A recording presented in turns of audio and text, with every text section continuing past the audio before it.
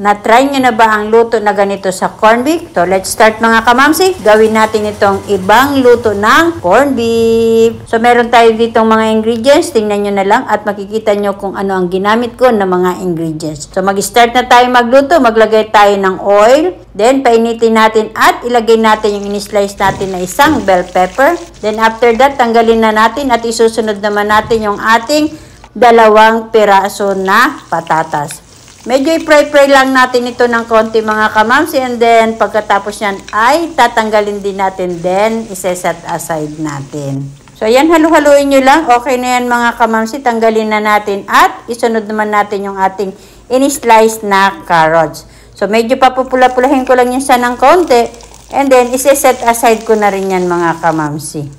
So after natin yan maset aside or maluto ang 3 ingredients natin, ilagay na rin natin yung ating garlic at ang ating onion. Igisa-gisa lang natin, then buksan natin yung ating corned beef at ilagay na rin natin at igisa-gisa na rin natin yan. Halo-halo-haloin nyo lang ng bayagya, and then pahinaan nyo yung apoy para hindi naman masunog.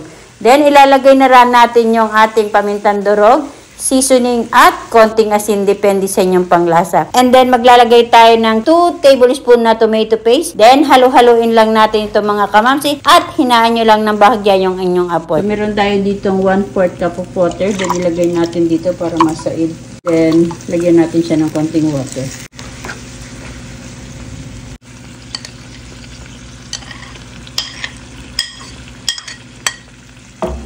Then saka natin i-mix. So, nakadepende po sa inyo kung gaano karami na tubig ang ilalagay ninyo. If ever na gusto nyo ng medyo may sabaw ng konti, then dagdagan nyo lang ng konting tubig. Huwag nyo masyadong damihan ng tubig para hindi naman maging sabaw yung inyong niluluto na corned beef caldereta. So, kayo na po ang mag-adjust ng inyong tubig na ilalagay. O, nakita nyo napakaganda ng kulay. Add lang kayo ng pakunti-kunti na tubig para hindi naman masyadong masabaw ha. Until na lumambot yung ating patatas at carrots. So i-check natin kung malambot na yung ating patatas at carrots. So ayan mga kamamsi, luto ng ating caldereta na corned beef. Kain po tayo mga kamamsi. Masarap ito na pang-almusal at lalong-lalo na sa mainit na pandesal. So lagyan muna natin yung ulam ng aking apo. Ayan. Tamang-tama ito mga kamamsi, pwedeng-pwede nyo itong pang-ulam recipe or pambaon ng inyong mga anak. Nalalapit na naman po ang opening ng klase ng ating mga apo, ng ating mga anak. Madali lang po yan at affordable recipe ang ating niluto sa araw na to. Kain na tayo mga kamamsi, ka nangaagaw na tong katabi ko.